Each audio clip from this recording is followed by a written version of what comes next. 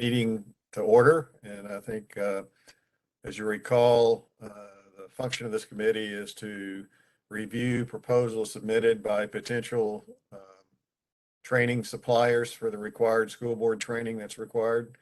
And we met a little over a month ago and received some good proposals, some with deficiencies, and we've gone back out with those deficiencies and received some responses to those. And our job today, I think, is to put together a recommendation what we would then take to the board for its actions. Allie, you want to add anything to that and take over from there? Sure. Yeah, that's exactly right. Thanks, Bob. And I will also just start off by reading our statement of necessity too here. So again, good morning, Allie Gaffey, Director of Engagement and Accountability for the State Board. So the Tennessee School Board Training Advisory Committee submits this determination of necessity for its meeting held via WebEx on April 18th, 2022 at 10 a.m. This meeting was called to review and recommend for approval the school board training course applications received by February 15th. And due to the time-sensitive nature of the items on the committee's agenda and the fact that the committee members reside across the state, it was determined that a physical quorum of the members could not be assembled in Nashville for purposes of this meeting. And as such, the meeting should be conducted electronically. The following committee members announced participation in the meeting via teleconference: Elena Bell, Bob Eby, Brett Henley, Sarah Morrison, and David Stevens. Notice of this meeting was posted on the State Board's website along with the agenda and instructions for accessing the WebEx. So our agenda here, the next piece that we have is to review the resubmitted course provider applications, and you received all of those via email. So if you don't have those up, go ahead and pull that out, and we'll talk through each of those recommendations. So the first one that we'll start with is from Dorian Campbell Consulting. And so this applicant actually had initially submitted 4 different courses, and we shared specific feedback for this applicant on each of the 4 courses. And when they resubmitted based on the feedback, they only submitted 1 course, which actually was a little bit of a different course than the 4 that had been previously submitted. So this applicant changed the name of the course, changed the learning objectives of the course, and essentially combined pieces of the 4 initial courses that they had submitted into this new submission that they replied back to us based on the feedback. And so because it wasn't any 4 of the courses we had initially reviewed, I did have a conversation with that applicant that the board, or this committee would likely not be able to approve it. And that is why in the rubric, you can see the 4 initial that we had reviewed and the recommendation of does not meet the standards, since the applicant did not specifically submit revisions to those 4 courses. Any questions here? Just to clarify, Allie, I'm trying to remember the notes that you sent along with the email that detailed that. I mean, this applicant could resubmit next cycle, and part of the issue was the audience, I think, in terms of like a charter school versus the public. Yes, I did clarify that, yes, they can absolutely resubmit for next cycle, as well as clarify the difference between the charter governing body training that the state board oversees from the local school board member training that we also oversee. So we did have a few applicants who were confused in both parts, in both different processes rather. And so I think that the original intent was to train charter governing board members from this applicant. The content could certainly be applied to local school board members. They're interested in presenting on diversity and inclusion, but the way that the applications were written were really geared towards charter school governing body members. So I did clarify that with the applicant as well. Will she be able to apply to the charter center, or they're the ones that are overseeing that training, right? Yeah, not for this year. So that process has already taken place as well, but she certainly could apply for both if she wanted to, or anyone else could apply to train both groups, but those are separate processes. Got it. I was just wondering on the timing. Okay, thanks. That was my only sort of clarification on this one, was just the timing of the cycle and the other process for the charter governing board training. Yes, And, thanks and, for and we do reminding make us. it, we do make it pretty clear what the timing is, when the applications have to be in to give us time to review, to propose. Right, Ally? Yes. Seems fairly straightforward to me. So, any other questions on Dorian Campbell? Okay, JSY? Yes. So this one, the applicant had only submitted one course application and initially received a partially meets the standard. In the final application review, they did clarify that the course fee would include materials, instructor costs, and travel expenses should a board select the in-person option. And that participants would complete an evaluation form, which does assess the two different pieces that we require. So achievement of the learning objectives, and they would ask that they would accomplish that through open-ended questions, as well as evaluating the course provider's effectiveness. So given the changes, the updates that they made based on our feedback, they do now meet the standard. Any questions or comments for Ally on that? I will say this, and this actually applies to the rest of the ones too, where most of them did not meet the requirements because with regard to the course assessment. And I thought you did an excellent job of going back and working with the people to explain what we would be looking for in a course assessment. And I think as we see, most of the applicants did respond positively. And I think the benefit of that will be great to the school board people taking the training, not this time, but every other time too, of what they're getting out of it. So thank you for doing that. Absolutely, thank you. Any other comments or questions on JSY? Okay, we had 17 from TSBA. Yes. So TSBA did resubmit all 17 of their courses. As Bob noted, the majority of the feedback for TSBA was around the course evaluation piece.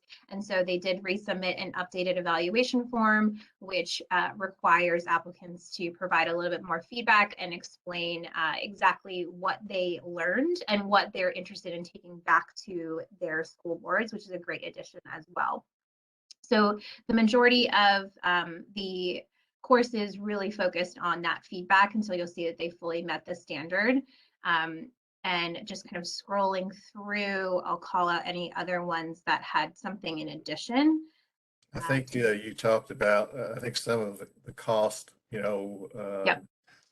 That like the school board session on strategic planning, that type of thing, how that meant. So.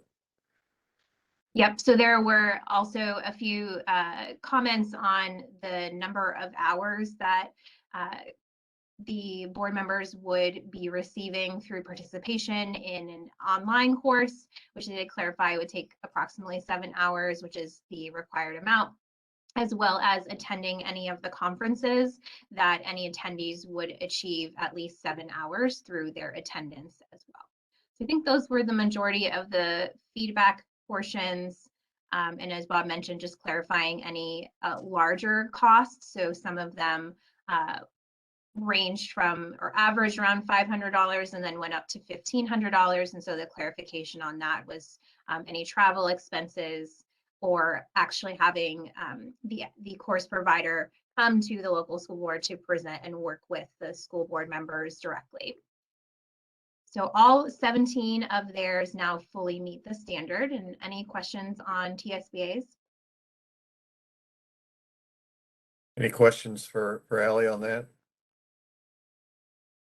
I will say this, is that I've attended several of those courses, and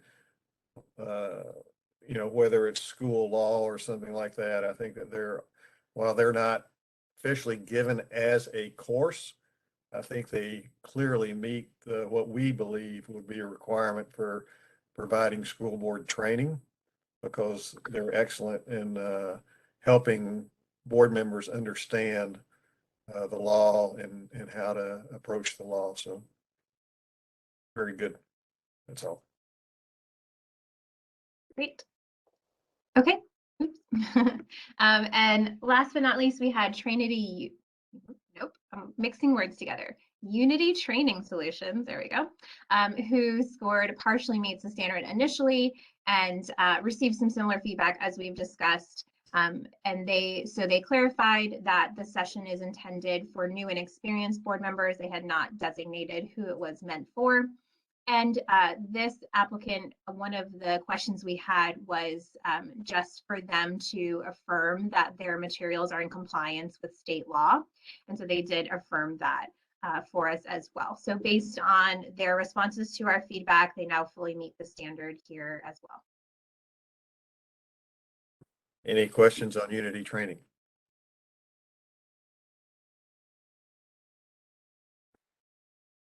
Okay. Allie? Great.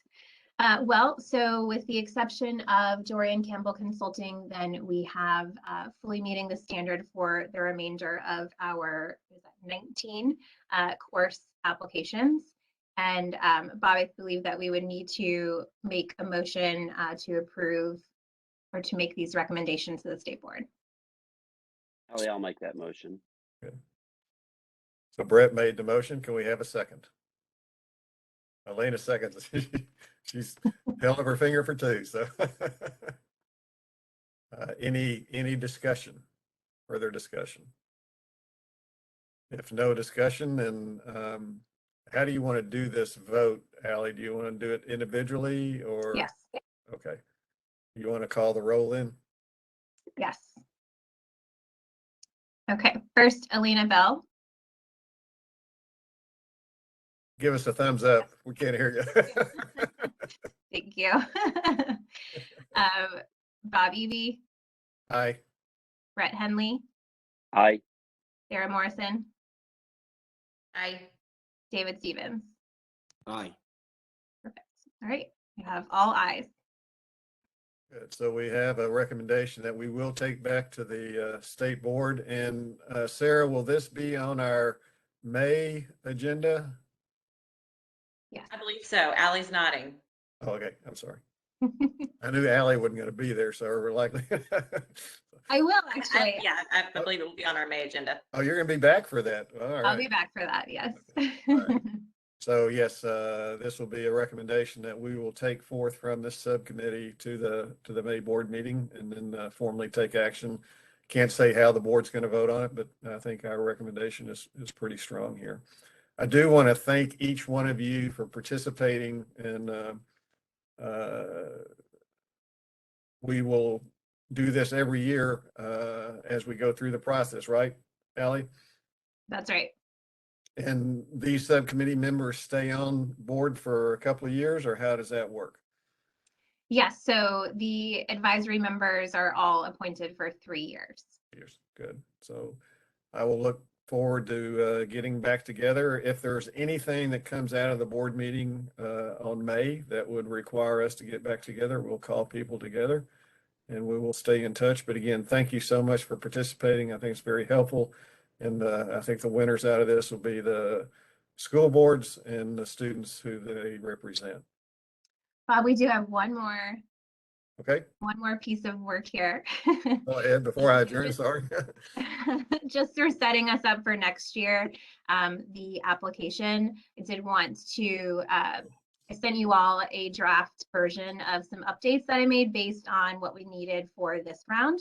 So we last approved our application in September, and then of course had everyone apply, and based on that process did make a few changes. And so I have the red line version that I sent out to you all.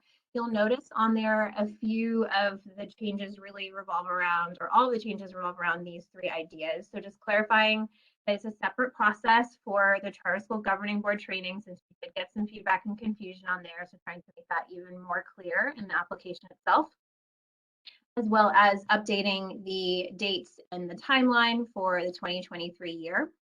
And then separated out the initial and final review in the rubric to make that really clear of when we bring it back to the advisory members, you all are able to distinguish between what was the initial feedback that we provided and what is the final review based on any amendments that an applicant made. So any questions on the amendments to our application for 2023? I think in that you, if I recall correctly, you did make it clear with the charter board, as you mentioned. Yes.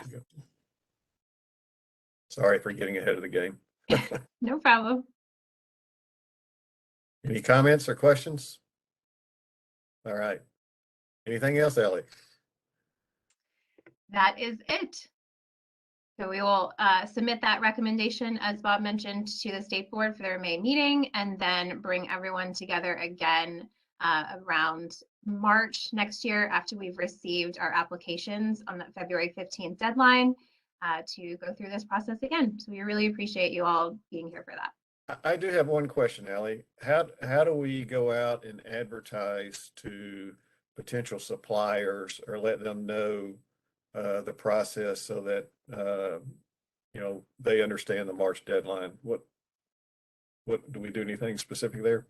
Yes, so all of the materials and information is posted on our website. And then just as we did for this round, we'll reach out to groups that may be of interest. So we had reached out to TSBA.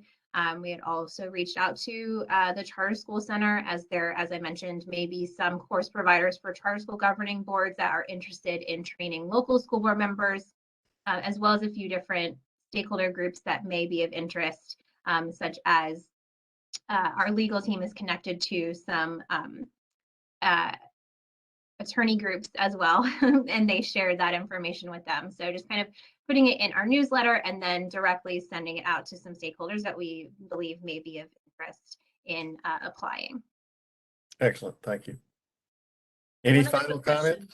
Go ahead. Yes. Just a question.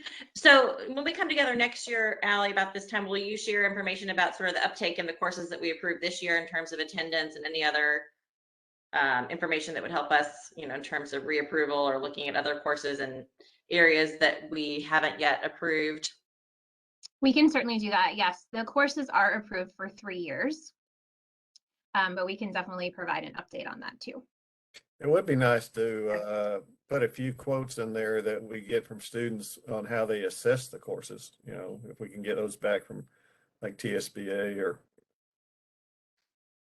Unity and JSY. So sure, we can reach out to them for that too. Good. Other questions or comments? All right. If nothing else, again, we will see you, if not before, next March, and have a great season, and congratulations on our upcoming weddings. We've got 2 this week, and best of luck to you, and we'll talk to you later. See you. Bye. Thank you. Thanks, everyone. Bye.